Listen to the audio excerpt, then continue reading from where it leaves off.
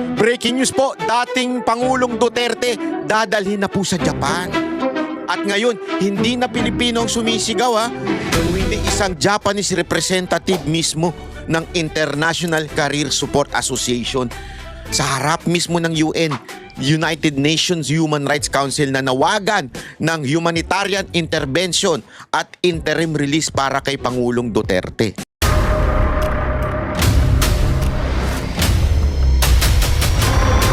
Bago tayo mag-umpisa, baka pwede nyong i-like ang video na to. Malaking bagay ang like sa aming mga content creators. Maraming salamat po.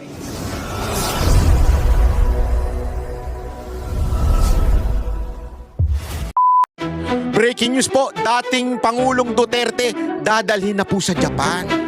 At ngayon, hindi na Pilipino ang sumisigaw kundi isang Japanese representative mismo ng International Career Support Association sa harap mismo ng UN, United Nations Human Rights Council, na nawagan ng humanitarian intervention at interim release para kay Pangulong Duterte.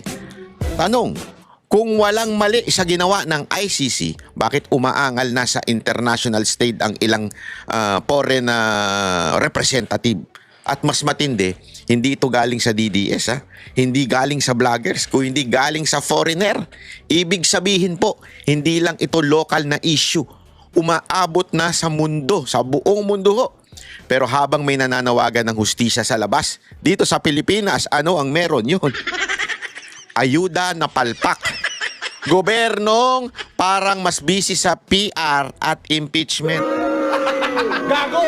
kesa sa tunay na serbisyo. Nako, kayo mga grabe ang inaano sa inyo nitong gobyerno to, para kayong ginagawang mga tanga lang At eto pa ang pag-uusapan natin, nakakatawa. Si Palsis, ang ingay sa social media, pero nung humarap sa totoong abogado, biglang tahimik. Parang wifi na nawala ng signal. Kaya tanong ko sa iyo, kung ang ibang bansa nakakakita ng may mali, bakit dito sa atin pinipilit na tama ang lahat? Kung gusto mo ng usapang walang bias, walang paikot-ikot, at walang takot, manood ka hanggang dulo dahil meron tayong sorpresa. Dito sa Banat Bay, sasabihin natin yan At meron akong kwento. Meron akong kwento na mismo nang galing sa source. Hindi kami nakikisabay sa ingay. Alam mo naman, pinupuntirya natin ang katotohanan lamang. Kaya mga banateros dapat ngayon pa lang subscribe na kayo, like na, at share nyo na itong video na ito para mas kumalat pa ang katotohanan. Dahil alam mo yung pagsasalita ng Japanese representative na yon, SMNI lang ang pumick up. Naku po, grabe naman. Buti talaga nandyan ang SMNI Hindi, imaginein mo this is a big issue. Isang foreigner, international, ito hindi lang basta-basta, representative po ito ng isang International Career Support Association, human rights advocate po ito. Nagsalita saan? Sa kanto ba? Sa social media ba? Hindi. Nagsalita po mismo sa UN. Mantakin mo ganun kabigat ito. Pero walang bayarang media ang nag-report. Walang bayarang media ang nag-interview sa kanya. At sinasabi pa nung iba, AI daw. AI pero na-interview ng SMNI. Pero dito ka magtataka.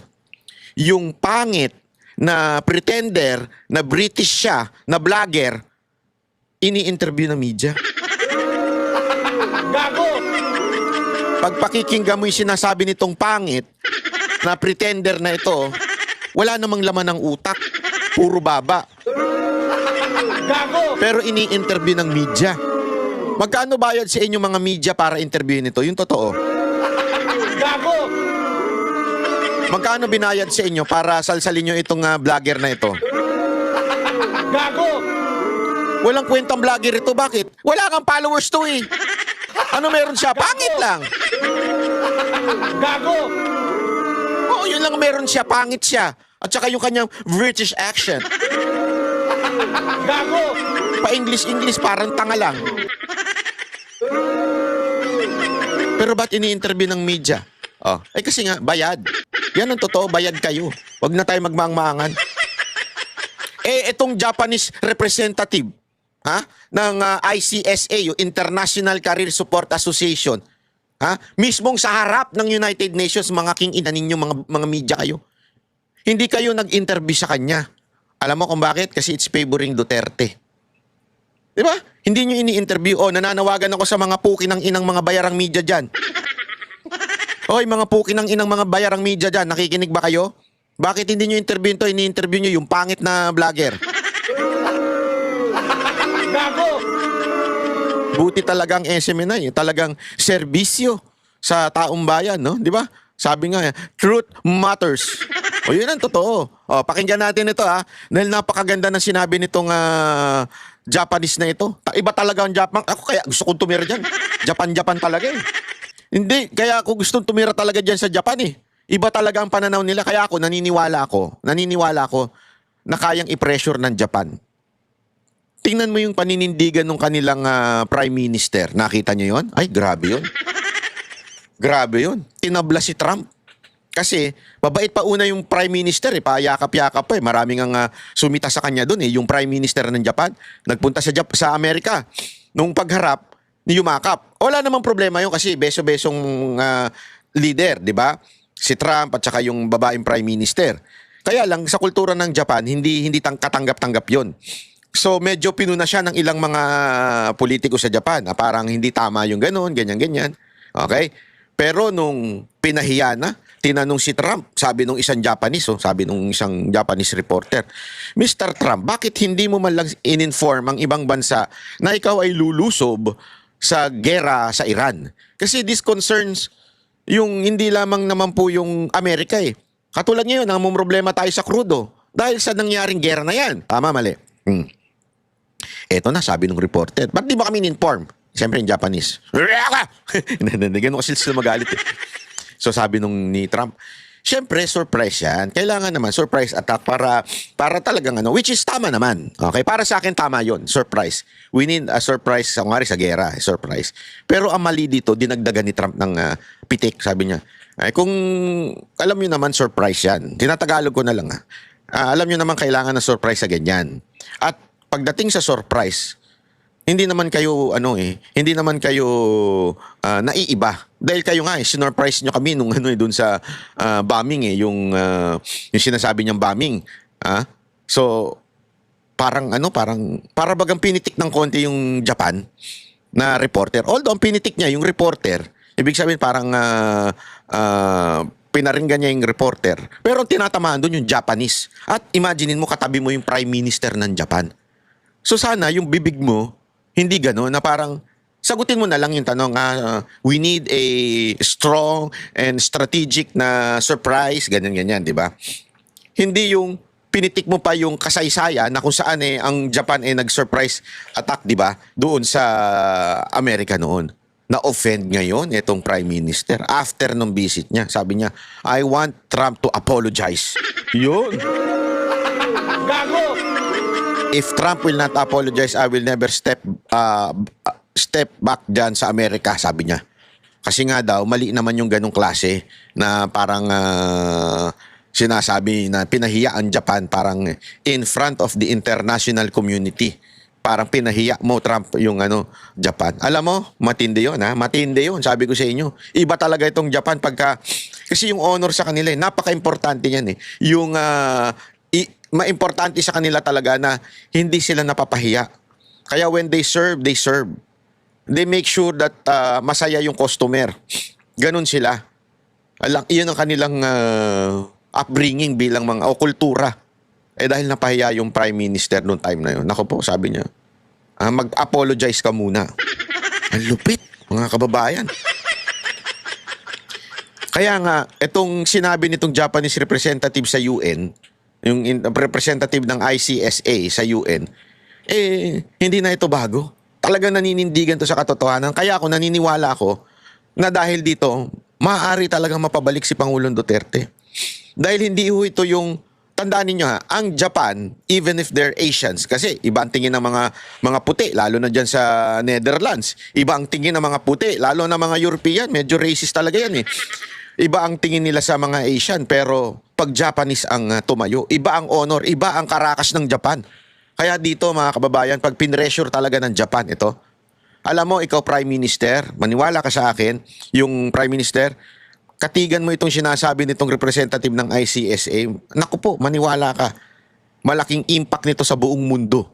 Kasi ngayon talagang, ito yung international case nga ang tawag dito. Talagang lahat nakatutok, not just Philippines, not just yung Netherlands o yung The Hague. Buong mundo ho, nakatutok dito. Imagine mo, dinala na yan sa UN. Pag pinanigan mo, Prime Minister, ma'am, if you understand me, if someone can interpret this to the Prime Minister, please do so. Naku, kaling ko talaga mag-English, Brad. If you are listening, Madam Prime Minister, if I were you, you're not me. If I were you, I would really take the side of this representative from the International Career Support Association. Take the side of this person. Kasi you know how the President of the Philippines, the former President of the Philippines, have a good relationship with Japan. Paano ko nasabi yun? Panoorin natin to. Ito. Inilahad ng isang Japanese human rights advocate kung bakit maraming Hapon ang sumusuporta kay dating Pangulong Rodrigo Duterte. Alamin ang detalye sa report ni Guy Saito mula sa Tokyo, Japan. Ibinahagi ng isang Japanese national ang positibong impresyon ng mga Hapon kay dating Pangulong Rodrigo Duterte.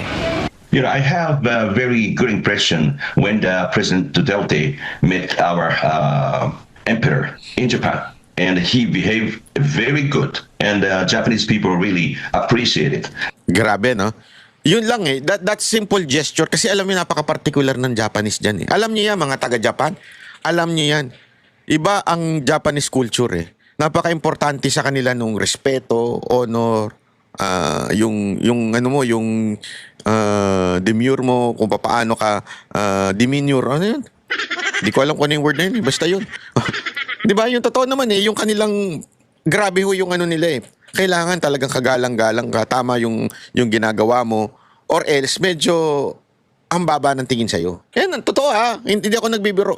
Ganyan talaga sa Japan. No, tuloy. Ayon kay Shunichi Fujiki, nagkaroon ng magandang impresyon ng mga Hapon kay Duterte, lalo na sa naging asal nito sa pakikipagpulong noon sa Emperor ng Japan noong 2017. Dagdag pa niya, tumatak din ang malapit na pagkakaibigan ng dating Pangulo kay yumaong Prime Minister Shinzo Abe. Prime Minister Abe, who was assassinated, unfortunately, but he's the only one who was invited to Mr. Duterte, President Duterte's home as a friend. Right, so this is one of the reasons that I admire President Duterte, and now he's in a very bad shape, in a very bad health condition. Sa isang privilege speech noong March 11, nanawagan si Fujiki sa United Nations Human Rights Council. Isipin mo isang Prime Minister, mabigat ito, ladies and gentlemen. Prime Minister po nagpunta mismo doon sa bahay ni Pangulong Duterte. That is something. That is yung magpunta ka sa palasyo, yung mismong opisina ng presidente, okay yun. I mean, part yun minsan talagang diplomatic Pero yung pumunta ka sa bahay, iba usapan na yun. Yun ay ibig sabihin sa kanila ay isang gesture na ito ay kaibigan ko talaga. Ito ay talagang meron kaming magandang relationship. Pumunta mismo sa bahay para ipakita. Kasi bahay, ang house, ito ladies and gentlemen sa Japan, ito yung bagay na personal. Kasi tandaan ninyo, sa Japan, private space is so important. Yung espasyo mo sa sarili mo, privacy, very special yan for them. Hindi katulad sa atin, chismisan. Hindi katulad sa atin, isipin nyo na lang to tatawid ka na nga lang ng karsada, kailangan may personal space pa. Kaya nga nung una, medyo siyempre, nung mga simula pa lang sa Japan, tatanga-tanga ako, may space. Uy, may space. Alam mo naman sa Pilipinas, pag may butas, pasok. Di ba? May space. Nakatayo yung mga tao, nag-aantay na mag-green yung tawiran. Pupunta talaga ako sa harap Bakit ba ayaw niyong pumunta dito? May space kayo. May espasyo kayo.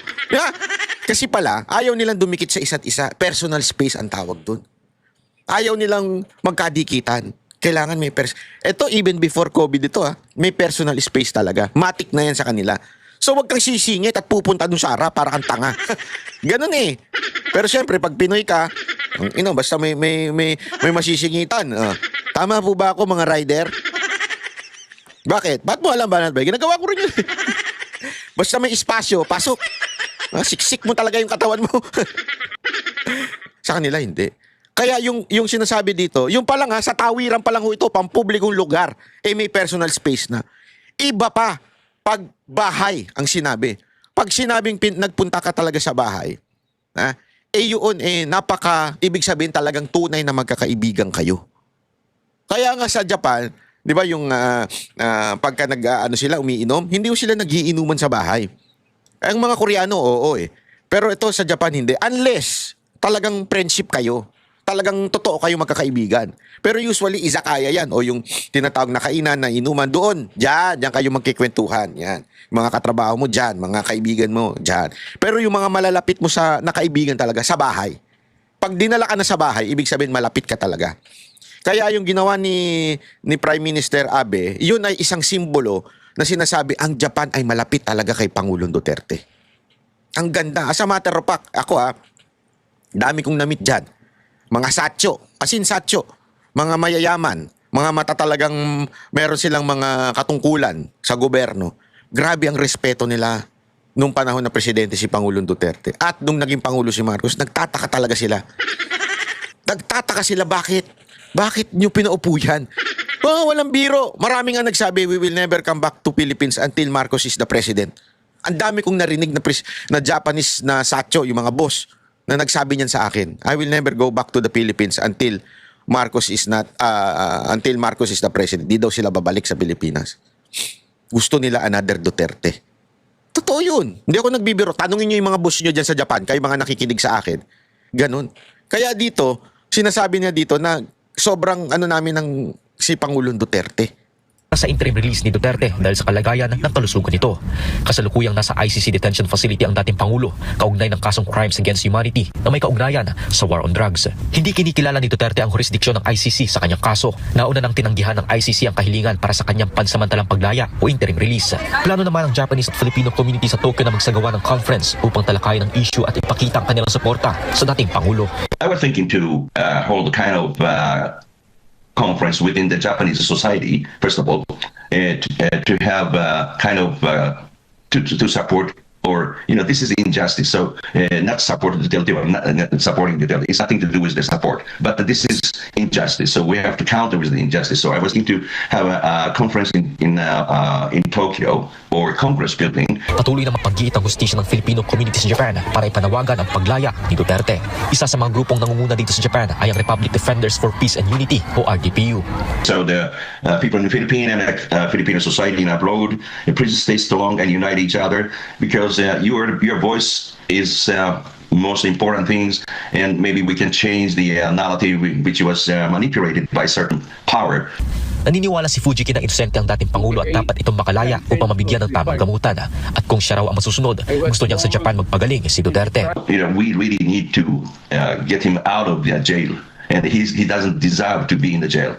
He deserves to be back to Philippines to get the medication, or preferably I want Duterte to take to Japan to get the medication in Japan so that he will be safe.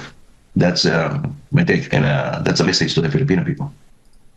Sa ngayon ay abala na ang Filipino community dito sa Japan sa paghahanda para ipagdiwang ang karawan ni dating Pangulong Yan. Duterte sa Marso 28. Nako Hindi po. rin daw sila titigil hanggat hindi nabibigyang katarungan o mapapauwi sa Pilipinas ang dating Pangulo. Mula rito sa Japan, para sa Diyos at sa Pilipinas ko bahala. Nagulat, Guy Saito, SMNI News. Ayun, grabe. Alam mo, ladies and gentlemen, people in the house, lalong-lalo na sa Japan. Nakakatuwa kayo dahil dyan meron kayong event. Ito yan, March 28, Part 1, may marcha ng pagkakaisa. Magmamarcha tayo dyan. Sa Jingu Dori Park, Tokyo, Shibuya. March 28, 10 a.m. Ayan, meron niyang Google Map. Tapos part 2, alam mo, nagpunta ako ng dyan, sa Shibuya. Ay, grabe nung unang marcha dyan. Ay, grabe, talagang nagtaka yung mga Japanese kasi ang dami, tapos talagang nasara yung mga street. Ulitin natin yan. Kung pwede, mas madami pa mga kababayan ko sa Japan. Huwag muna kayong magtrabaho niyang araw na yan. Parang awa nyo na, ipakita natin sa buong mundo ang laking bagay ng ginagawa ninyo dyan. Mantakin nyo because of that. Napagsalitaan yung isang taong Japanese doon sa UN. Yung nangyaring mga rally ng mga nakaraan. Yung marcha na yun. Nagsalita ho. Diba? Ang isang Japanese representative. Kung uulitin natin to mga kababayan, Hindi po ako organizer nito, nililinaw ko po. Hindi po ako ang organizer nito. Wala po akong kinalaman. Pero malamang sa malamang na andyan ako para umatin. Bilang bisita, hindi pala. Ayokong bigyan ng importansya yung pagpunta ko dyan. Bilang isang dadalo at susuporta sa organizer na ito. Pupunta po tayo dyan, sana. Naghahanap ako ng ticket, wala akong makita ng ticket, anak ng animal. Hindi ko alam kung bakit, naubos. Oo, walang biro, naubos yung ticket papuntang Japan. Nang araw na yan, pati ng Biyernes, hindi ko alam bakit ganun. Mag-ano na lang kaya ako, lumipad na lang kaya ako. Pwede ba yun? Gusto ko talagang pumunta dyan eh. Naghahanap ako ng ticket. Kanina pa ako naghahanap ng ticket eh. Hindi ako nagbibiro. Kanina pa talaga ako naghahanap. Kausap ko na nga yung friendly ghost dyan eh. Na si Bojo. Oy, Bojo! Ipupunta ako. Ihanda mo ng ang mga kainan natin dyan, ha? Part 2. May part 2 yan. Pagkatapos magmarcha, magrarally nga. Ngayon, mamarcha, di ba? Tapos dediretso ngayon doon sa Piplor Glade Event Hall. Sa Uniqlo yun. Malapit sa Uniqlo. Oo nga. Anong building to? 109 building. Okay? Diyan sa Glade Event Hall. Ako, diyan sigurado ako makapunta. Kasi doon sa marcha, medyo yung flight umaga eh. Baka hindi ko umabot eh. Yung Friday walang flight. So baka hindi ko umabot ng umaga ng Di ba? So dito, sa gabi, malamang pupunta ako diyan. Ay, sa gabi pala. Sa tanghali pala. Kasi nakarating na ako niyan. Hahabol ako. Mula airport, daladala ko yung mga maleta kung pambili ko dyan sa Donkey. Daladala ko yan. Pupunta ako dyan. Ilalagay ko sa mga locker na mahal-mahal ang bayad. Maleta, nilagay sa locker. Mantakin mo, free pack lunch, performances. Naku, sasayaw ko dyan. Hawak ko ang brief. Kung brief. Ganun-ganun ako dyan, ha? Saan yan? Uniqlo, Shibuya 109. Uy! Siyala ito, Brad. Shibuya 109. Shibuya 109. Alam natin yan. Mga bilihan yan ng mga panty. Bilan ng mga pambabae yan. Shibuya 109. Nandyan tayo. Malamang sa malamang. Sana, hopefully. If God is willing, I'll be there. If not, I'll not be there. That's simple. So, mga taga-Japan, eto, kita-kita tayo. Kita-kita tayo at sana, hopefully, mandyan talaga ako. Para ipagdiwang. Dahil napakalaki, ipakita natin sa buong mundo na iba talaga ang suporta ng mga taga-Japan. Kasi para itulak ng Japan. Ito yung susi para may pabalik si Pangulong Duterte. Ito susi. Iba kasi pag tayo lang nagsasalita eh. Pero pag may pressure na from the international community, and especially Japan, which is a really powerful nation, even if they're small, because of their culture and their honor, respetado yan ng buong mundo. Huwag nagsalita ang Japan. Kaya, pakita natin, suporta natin dyan na malaman, makumbinsi pa etong inyong Prime Minister na tumulong din sa kung papaano didiskarte dyan. Okay? Ito, pakinggan naman natin ito Ito naman nakakatawa kasi grabe ho ito mga kababayan. Sabi ko nga, naglabas pa si Bongbong Marcos na naman ng statement niya na naka-video. Yung panga niya parang di na gumagalaw, parang bagsak na. Parang bagsak na. Alam mo, meron nga ako narinig, sabi nung iba. Ito, narinig ko lang naman, sabi, ang daming nananalangin daw na si Pangulong Duterte bumalik dito sa Pilipinas. Pero marami ring nananalangin na sana si Marcos kunin na. Ako hindi ako payag doon. I will not pray for that. Pero naririnig ko lang yun. Mantakin mo, di ba sama nun pakinggan kasi ang daming Pilipino na nananalangin na sana bumalik ang mga Duterte, sana bumalik si Pangulong Duterte sa Pilipinas, sana bumalik ang isang Duterte leadership sa Pilipinas. Tapos mananalangin sila na sana kunin na ni Lord si BBM. Ako hindi ako natutuwa doon. Although nakakatawa. Nakakatawa lang yung logic. Okay? I'm not for that. I will not pray for somebody to die. That's not me. I'm sorry hindi ako yun eh. Hindi ko papanalangin na may isang tao na mapunta na kay Lord kasi sigurado ako hindi kay Lord mapupunta yan. Alam nyo na. And hindi ko naman, ayoko ko yun. I'm not going to wish for that. For God so loved the entire world, including the BBM, kahit gaano siya kasama. Kahit gaano siya ka-sinful, mahal pa rin siya ng Panginoon. Kaya hindi ko sasabihin na gusto ko nang kunin siya ni Lord. Gusto ko lang tanggalin siya sa Pilipinas. Kasi, bakit? Kasi talagang pinapahirapan niya na ang Pilipinas. Wala na ho siyang direksyon. Ang pangit na ng pamumuno niya. Ultimong ayuda palpak. Diba? Nagyayabang na naman siya kahapon. naglabas pa siya ng video na kesyo ayuda, ayuda, ayuda. Pero alam mo, budol na naman yung ayuda eh. Kawawa talaga yung mga kababayan. Hindi ako nagsasabi niyan ha. Ito. Naglaan ng special payout ng ayuda ngayong araw pero marami pa rin tricycle driver ang nganga. Walang napala.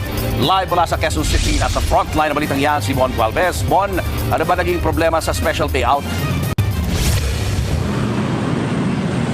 Julius, gaya nitong mga nakalipas na araw, ganun pa rin yung problema. May mga kulang na detalye raw sa datos na isinumite sa DSWD kaya kahit nga naglaan na ng special payout schedule ang pamahalaan, marami pa rin mga tricycle driver ang bigong makakuha ng ayudang ilang araw na nilang inaasahan at binabalik-balikan. Actually, naguguluhan na nga sila at di alam ang gagawin dahil tila nagtuturuan na rin ang lokal na pamahalaan at DSWD kung bakit hindi pa rin makumpleto ang bigayan ng 5,000 pisong ayuda na pantawid sana sa taas ng mga presyo ng petrolyo at mga bilihin.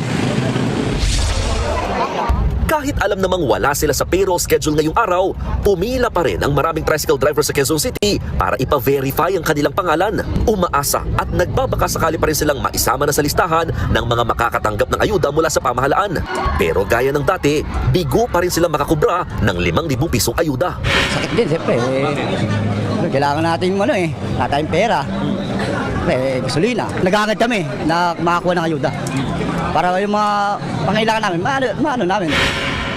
Ang masaklap, sa ilang beses nilang pabalik-balik sa payout site, lumalaki na rin daw ang ginagastos nila mula sa requirement, gasolina o pamasahe. 7 Xerox na po ako. Magkano sa 3 na yun? 3. Pipila ka pa sa haba ng pila.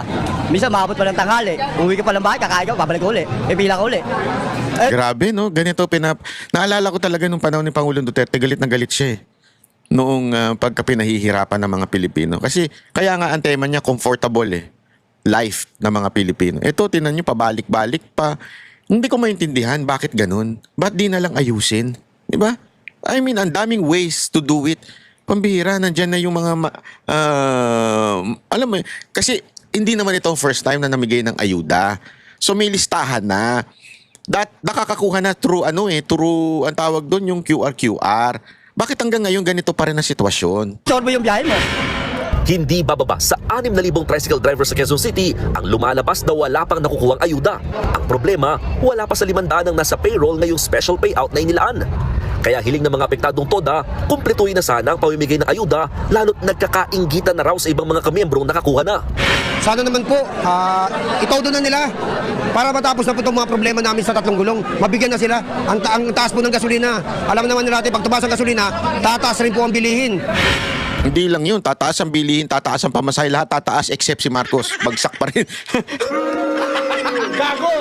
Tangin mo, tumaas na lahat except ang rating ni Marcos. Anak ka ng wewe, Anak ng Pilipinas yan, Ang iba namang nawala sa listahan ng QC, pumunta na sa payout schedule ng Caloocan, lalo't may prangkisa rin daw sila roon. Pero ang ending, wala pa rin silang nakuhang pera. Sabi ng DSWD, aabot na sa 85% bilang ng mga tricycle drivers sa buong Metro Manila ang nakatanggap ng 5,000 pisong ayuda. Marami pa rin daw kasing kulang na datos mula sa mga lokal na pamahalaan. Actually, nasa roster sila ng kanilang mga TODA. Ibig sabihin, active member sila. Hindi lang sila umabot sa pagbigay ng data na kailangan namin. Yung birthday, yung address, yung may dalinisan. Matapos sa mga Hindi pala kayo bilis kilos Wag na kayo ito kasi ang problema dito sa aking inang mga patakaran ng gobyerno Ito talaga nakakairita sa mga king inang mga patakaran ng gobyerno. Ang bibilis ninyong magsalita. Ang bibilis ninyo sa PR. Ang bibilis ninyong maglabas ng good news kuno, lalo na si Auntie Claire, nauuna. Parang content talaga, vlogger talaga dating ni Auntie Claire. Nauuna sa paglabasan ng pahayag. Pero hindi pa pala kayo ready. Di ba? Hindi pa pala kayo ready. Pambira, oo. tricycle driver sa NCR, nakatakda namang bigyan ng ayuda ng DSWD sa susunod na linggo ang iba pang hanay ng mga apektadong tsuper. Kabilang dito ang mga TNVS at jeepney drivers, pati na mga motorcycle taxi at delivery service riders. Manggagaling daw sa LTFRB ang listahan ng mga benepisyaryo para rito. Pero tingin na ilang motorcycle taxi rider, baka hindi naman sila lahat ay mabiyayaan. Ay, namimili sila Sa amin, wala. Malabo sa amin. Dapat hindi sa ayuda nila dinadaan. Mas maganda, ano na lang sa gasolinan, pababain ng gas para lahat makikinabang. Yan. Alam mo, mas matalino pa ito kaysa kay Marcos. Gago! Hindi totoo. Mas matalino pa ito kaysa kay Marcos Bakit hindi na lang padaanin doon? Ang daming ways para papadaan na doon na lang yung ayuda. Di ba? Through the station, gas station. Di ba, oh? Anak ng weteng, oo. Kung ang mga negosyante ang tatanungin, mas mainam daw na suspendihin ng gobyerno ang excise tax sa langis at kuryente imbis na magbigay ng ayuda. Binibigyan lang na ayuda yung particular sector. We do not agree with that. Kasi bibigyan mo iba, yung iba hindi mabibigyan, tapos nagkakaroon pa ng losses in between. Julius, aminado ang DSWD, ilang araw lamang tatagal itong 5,000 pisong ayuda para sa mga tricycle driver. Bagamat pinag-aaralan doon nila na dagdagan ito, kailangan pa raw muna ikonsulta yan sa economic team ng pamahalaan. Yan lalo target muna ngayon na ahensya na tapusin at kumpletuhin ang iba pang hanay ng mga apektadong tsuper maging ng mga tricycle driver sa probinsya. Julius. Mon, ilang tsuper ang umihirit na doblehin o mas higit sa 10,000 pesos ang ibigay na ayuda? Sa mga nakausap mo bang tricycle driver, meron din may mga ganyang panawagan? Well, dalawa yung sentimiento ng mga nakausap nating mga tricycle driver. Una, syempre matanggap muna nila yung 5,000 pesos na ayuda. And then pangalawa, oo, may mga parang suwestyon na talagang parang panawagan na sana madagdagan daw. Kasi nga tumatagal lamang ng 5 hanggang 10 araw technically kung ititipirin no, itong 5,000 pesos na ayudang natanggap nila. For context, ito kasi yung panawagan din ng grupong Liga ng Transportasyon at Operators sa Pilipinas o LTOP ng presidente nila na si Lando Marquez na sinasabi niya na kung magbibigay doon ayuda sa iba pa mga sektor o hanay ng mga public utility vehicle drivers, dapat daw mas taasan kasi mas mataas ang maintenance cost nila. Kumbaga kung 5,000 pesos daw sa mga tricycle, dapat daw 10,000 pesos para sa mga jeepney drivers habang 15,000 naman para sa mga modern jeepney. Para nga daw maayos pa rin at talaga makasabay sa maintenance cost kahit papano ngayong mataas din daw ang presyo ng mga bilihin. Julius. Pareho din ba yung requirements sa ibang grupong makakatanggap ng ayuda sa susunod na linggo tulad ng mga jeepney at TNVS drivers? Tama ka dyan, Julius. Sabi ng LTFRB, same requirements. Valid na mga professional driver's license at photocopy nito lamang ang kailangan dalhin sa itatakda nilang payout schedule site or payout site na kung saan magbibigay na nga sila ng ayuda. Idadaan kasi yan sa mga lokal na pamahalaan as their venue. Pero yung listahan, again, manggagaling sa LTFRB. Julius. Mon, kabi-kabilang aberya yung naranasan dito nga sa pamimigay ng ayuda. Paano matitiyak ng DSWD na hindi na yan mauulit? Ang sinasabi, Cheryl, ng DSWD, patuloy daw silang nagsasala, nagpoproseso at nagbe-verify sa mga listahan. Ang ina mo! Ang ingay mo! Utang ina kang kamote rider ka! Alam mo, ayan nga yung simpleng problema, hindi masolusyonan ng Pilipinas. Ano? Yung kamote rider na ang ingay, yung tambucho, ang ingay-ingay hanggang ngayon. Ang dami ko naririnig, nakakabuwisit. Ang ingay sa kalsada. Alam na nga nilang residential, bobombahin pa rin nila. Sana masolusyonan naman yan. Puki ng inan yung mga rider kayo dyan ang iingay ng tambucho ninyo. Sana sumabog yan. Ng mga lokal na pamahalaan. Dito lamang daw sila nakadepende. Kaya ito yung mga pinaprocess nila bago mailabas sa bigayan na nga ng ayuda. Pero again, ang sinasabi kasi ng mga LGU, nasabit na namin sa DSWD. Kumbaga, nasa ahensya na raw yung bola kung kailan maglalabas ng updated na listahan ng mga mabibigyan na ayuda. Pero ang sinasabi naman ng DSWD, in the long run, lahat daw ng mga apektadong tricycle driver ay makakatanggap. Hindi nga lang sabay-sabay, pero lahat daw ng mga kasama. Patay na sila bago makatanggap. Hindi daw sabay-sabay in the long run. Gago! Kagaguhan talaga nitong DSWD, no? Politiko rin talaga itong mga... Ewan ko kasi ang hirap dito kay Marcos na nilagay niya yung mga established political family, eh. Di ba? Yun ang inilagay niya para, alam mo na, magkaroon ng alliance with this political family at manalo sa susunod na eleksyon, di ba? Ang problema, mga kababayan, dahil dyan, namumuliti ka lang. Yung style ng pamamahala, pamumuliti ka lang. Ay, naku po, mambirang buhay, oo. Eh, nako. Wala talagang patutunguhan. Ama naming Diyos na makapangyarihan sa lahat, salamat po sa iyong pagmamahal na hindi nagmamaliw. Sa gitna ng kaguluhan sa aming bansa, turuan niyo po kaming magtiwala sa iyong hustisya at hindi sa hustisya ng tao. Linisin niyo po ang aming mga puso at ituro niyo po ang tamang daan ng katotohanan at pag-ibig. Tulungan niyo po kaming maging ilaw sa gitna ng dilim at ipakita sa mundo na may pag-asa pa sa pangalan ng aming Panginoon Hesus. Salamat po sa pag-ibig po ninyo at salamat sa pagdinig ng aming mga panalangin at iligtas niyo po kami. Sa pangalawa po niyong pagparito at patawarin po kami sa lahat ng aming mga pagkukulang at pagkakasala sapagkat ito po ang aming samot hiling sa matamis na pangalan ng aming Panginoong Hesus. Amen. Sa lumang silid, mag-isa kang tahimik. Walang kamera, palakpak ay wala na. Ngunit sa bawat pader ng bayang iniwan mo, may pangalan mong di na mabubura.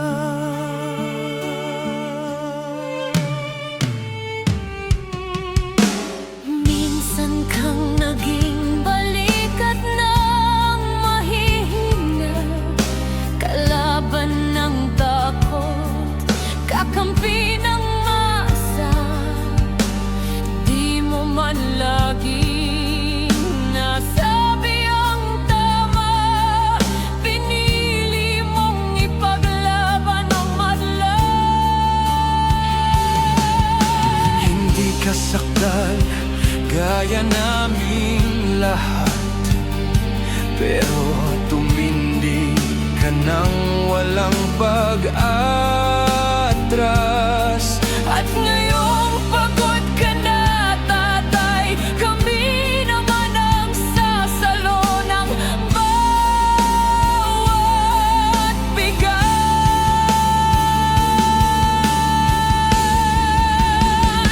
Hanggang sa dulo, ikaw ay mahal. Kahit papagod na ang iyong katawan. Tatay, salamat sa iyong paglaban. Ngayon, kami naman hanggang sa dulo.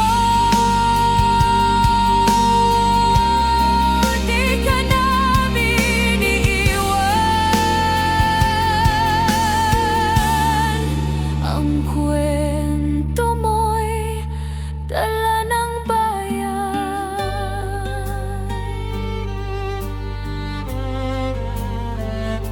Tahimik ka na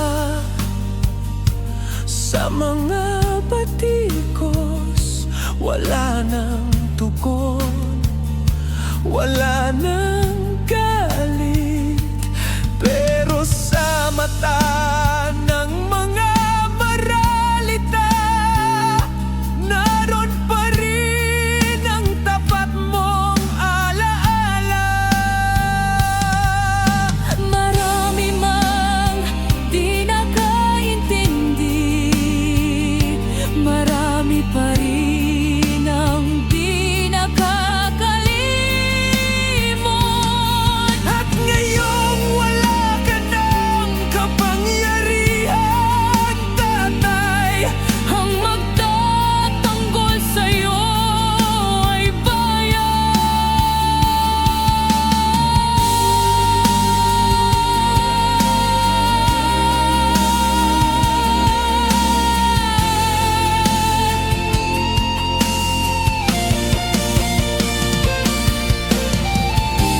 hindi ka nag-iisa. Kahit ngayon.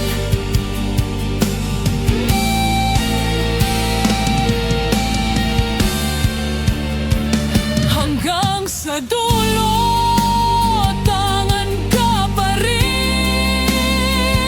Sa puso ng batang minsan mong pinagkain. Hanggang sa dulo, di ka nag-iisa. Ang dasal ng bayan ay sa'yo pa rin. Katay, kami naman ang lalaban sa ngalan mo, sa alaala mo. Hanggang sa dulo. Dalangin ka ng puso ng masa.